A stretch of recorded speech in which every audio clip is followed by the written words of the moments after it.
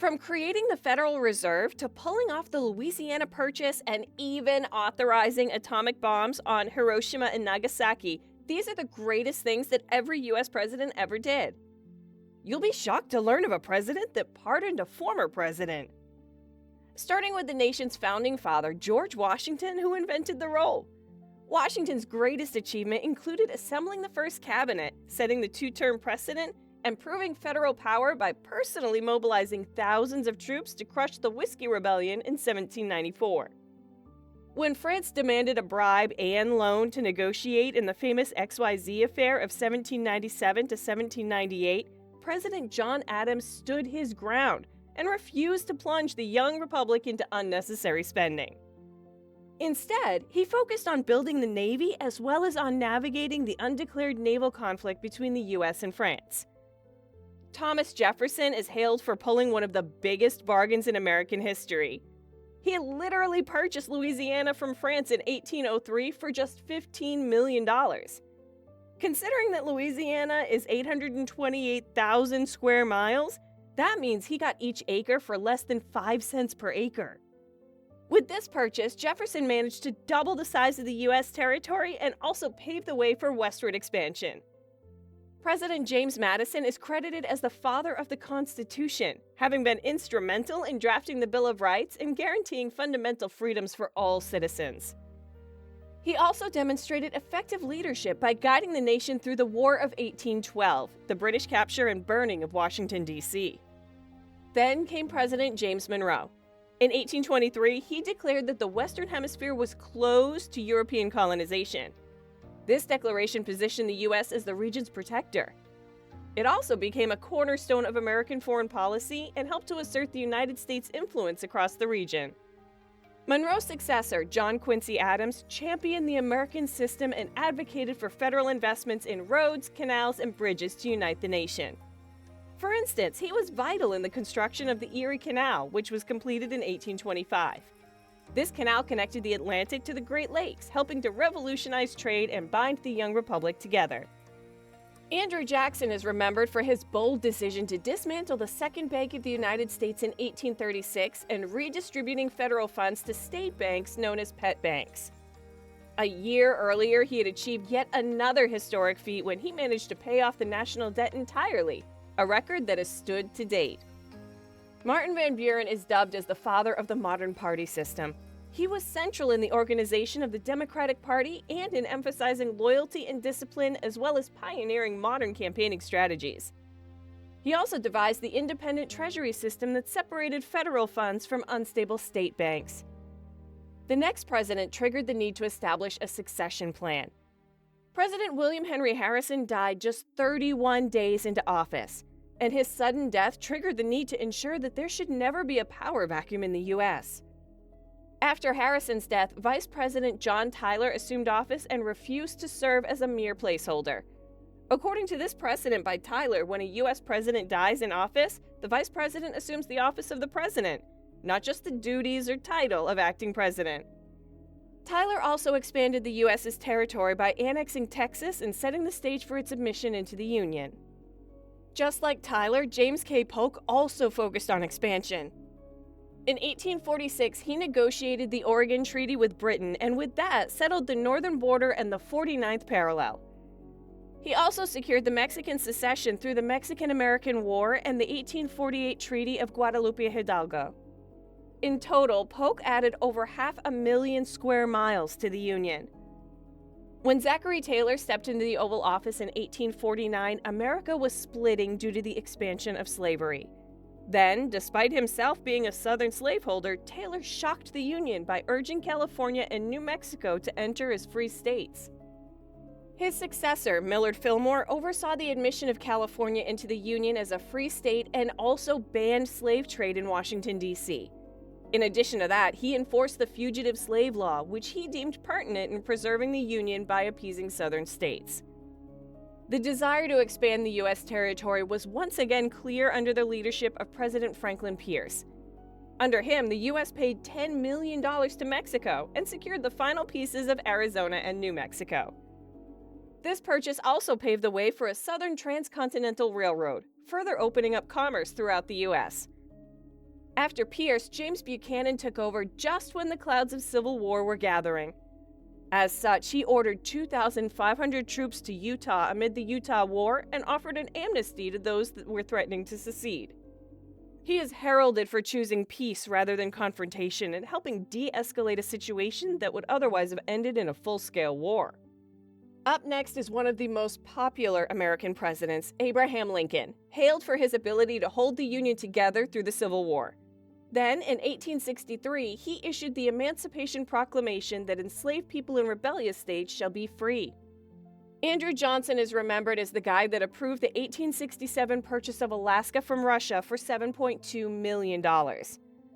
Although that move was criticized then, Alaska's strategic importance to America today cannot be overlooked. Then came Ulysses S. Grant, remembered for enforcing the 15th Amendment, which granted African American men the right to vote. He went further and signed the Enforcement Acts, which allowed the use of federal troops to crush the Ku Klux Klan. But while Grant enjoyed a rather positive reputation, the achievements of this next president is often intertwined with a number of setbacks. Rutherford B. Hayes took office after one of the most contested elections in U.S. history. To secure the presidency, he had to accept the Compromise of 1877, which required him to withdraw federal troops from the South and effectively end Reconstruction. This move helped to restore peace, but in the end, it set the stage for segregation and decades of racial injustice through the Jim Crow laws. When James A. Garfield came in, he challenged the old spoils system and insisted that federal jobs ought to be awarded by merit rather than party loyalty. After his assassination, Congress hastened the passage of the Pendleton Civil Service Reform Act, which paved the way for the creation of the Civil Service Commission and laid the foundation for a professional and apolitical workforce. Upon assuming the presidency, President Chester A. Arthur fulfilled Garfield's vision by signing the Pendleton Civil Service Reform Act, which established a merit-based system for federal employment. Now on to one of only two presidents to serve non-consecutive terms, Grover Cleveland. He is credited for having championed fiscal conservatism and fought political corruption. He used his power to veto hundreds of special interest bills, such as the Texas Seed Bill, which proposed providing $10,000 to buy seed for drought-stricken farmers in Texas. He argued that federal relief for individual states was not a responsibility of the federal government. His firm stance helped the U.S. save millions of dollars, earning him the nickname Grover the Good. President Benjamin Harrison then came in and strengthened the economy further by signing the Sherman Antitrust Act of 1890, which broke up monopolies and protected competition. He is also the mastermind of the McKinley Tariff, which raised import duties to shield local industries. Harrison also expanded the Navy and positioned the U.S. as a maritime power. 1898 was a defining moment for America. With William McKinley as president, the country leaped onto the world stage with victory in the Spanish-American War, forcing Spain to secede Puerto Rico, Guam, and the Philippines. With that, America managed to leap from a continental power to an overseas empire in just 100 days. Teddy Roosevelt used his tenure to redefine the presidency. This is after he took on corporate monopolies and broke them with his bold trust-busting and also streamlined the consumer protection laws. He did this through the Pure Food and Drug Act, which paved the way for the creation of the FDA, as well as the Meat Inspection Act, which mandated federal inspection of meatpacking plants. William Howard Taft then came in and strengthened the judicial system by modernizing court procedures, advocating for efficiency, and creating the U.S. Court of Appeals for the Federal Circuit's precursor structure. Most notably, he oversaw the construction of the Supreme Court building, giving the judiciary its own independent home and reinforcing the separation of powers. Woodrow Wilson is hailed for leading America through World War I and ensuring stability even as Europe was crumbling, establishing the Federal Reserve to stabilize the economy and setting the stage for the League of Nations, which would later give way to the United Nations. After the war ended and Warren G. Harding took over, he made the bold step of convening the 1921-22 Washington Naval Conference, where major world powers agreed to limit naval armaments and ease post-World War I tensions. The next occupant of the Oval Office was Calvin Coolidge. He's popular for presiding over a booming 1920s economy, promoting low taxes, limiting government interference, and establishing pro-business policies. Perhaps one of the most notable policies during his tenure is the Revenue Acts of 1924 and 1926, which slashed income taxes for individuals and corporations. He was succeeded by Herbert Hoover, the president that doubled up as a humanitarian, organizing massive global relief efforts during and after World War I. He also steered America through the Great Depression and restored economic confidence amid national turmoil. Franklin D. Roosevelt then assumed the reins of power and continued off from where Hoover left. He went on to establish the New Deal, a sweeping series of programs, public works projects, and financial reforms intended to provide immediate relief for the unemployed and poor. He also led the U.S. through World War II and used that period to transform the country into a global powerhouse. After his passing, Harry S. Truman carried that legacy forward. It's during his term that the U.S. hit Nagasaki and Hiroshima, forcing Japan to surrender. He also oversaw the launching of the Marshall Plan to help rebuild Europe and also establish NATO and laid the foundation for post-war world order. Dwight D. Eisenhower can be described as steady and pragmatic. As president, he managed to balance Cold War tensions with the Soviet Union while still modernizing America at home. He is the mastermind behind the creation of the interstate highway system, which helped to revolutionize transportation and commerce throughout modern America. He gave way to a new and youthful administration under John F. Kennedy. JFK steered the nation through the Cuban Missile Crisis, where he successfully negotiated with Nikita Khrushchev for the removal of Soviet missiles from Cuba. He also launched the space race that redefined American space ambitions. Following his assassination, Lyndon B. Johnson carried forward that spirit of progress and signed historic civil rights acts. He also expanded education, healthcare, and equality across the nation. 1972 was yet another reckoning moment for America, and Richard Nixon proved his capacity as the man to lead that charge. He did so by opening diplomatic relations with China and easing Cold War tensions with the Soviet Union through improved communication rather than direct confrontation. However, his achievement was overshadowed by the infamous Watergate scandal, forcing him to resign, and Gerald Ford took over.